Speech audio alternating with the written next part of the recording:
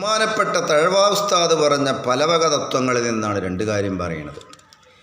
മൂത്രം ഒഴിക്കാൻ മുട്ടിയാൽ പിടിച്ചു നിർത്തരുത് എന്നാണ് പറയുന്നത്. തഴവാ ഉസ്താദിൻ്റെ വയലിൽ പറഞ്ഞതാണ് കേട്ടോ. ഇനി തഴവിയിൽ നോക്കിയാൽ കാണില്ല.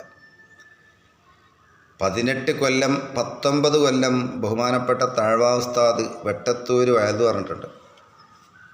അതിൻ്റെ ലാസ്റ്റ് 2 കൊല്ലം ഞങ്ങളവിടെ ഓതുകയാണ്. അപ്പോൾ അന്ന് വയലിൽ കേട്ട ഒരു സംഭവമാണ്. എന്താണത്?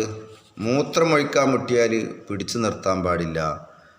മൂത്രക്കുഴലും അതുപോലെ തന്നെ ഈ ചോരയുടെ ബ്ലഡിൻ്റെ കുഴലും തമ്മിൽ കൂട്ടിമുട്ടി ബ്ലഡ് ക്യാൻസർ വരാൻ സാധ്യത കൂടുതലാണ് എന്ന് വൈദ്യശാസ്ത്രം എന്ന് പറയുന്നുണ്ട്. പക്ഷെ അത് മഹാനായ തഴവാ ഉസ്താദ് എന്ന് വയലിൽ പറഞ്ഞു. അപ്പം ഞാനതിവിടെ എഴുതി വെച്ചതാണ്.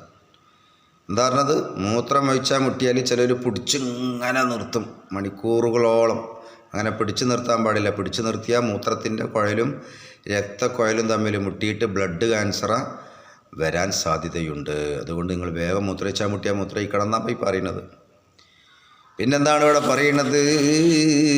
മഹാനായ ഇമാമുന ശാഫി റളിയല്ലാഹു തആലാന്റെ അടുക്കൽ ഒരു മസല പറയണം. ഒരാളെന്ത് ചെയ്തു? ഒരു കാരക്ക വായിലിട്ടിട്ട് ഒരു വ്യക്തി മഹാനായ ഇമാം ഷാഫി റളിയല്ലാഹുവിൻ്റെ അടുക്കൽ വന്നു. ഇമാമുന ഷാഫി, നമ്മുടെ ഇമാമായ ഇമാമുന ഷാഫി റഹ്മത്തുള്ളാഹി അലൈഹിയുടെ മുമ്പിൽ വന്ന് പറഞ്ഞു, ഒരു കാരക്ക വായിലിട്ടിട്ടുണ്ട്.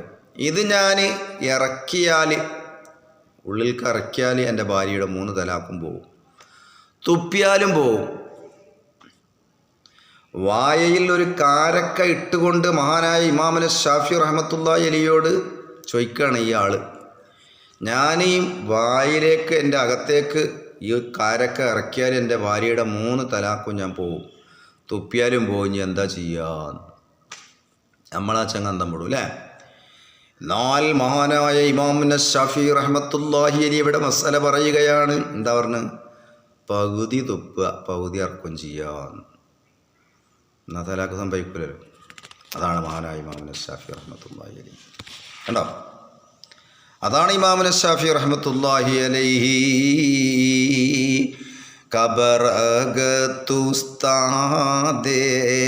കുറവാക്കി കണ്ടാരേ ഖബറിങ്ങൽ നിന്നാത് നീക്കിച്ച് വെച്ചോവർ. ബാക്കി അടുത്ത എപ്പിസോഡിൽ.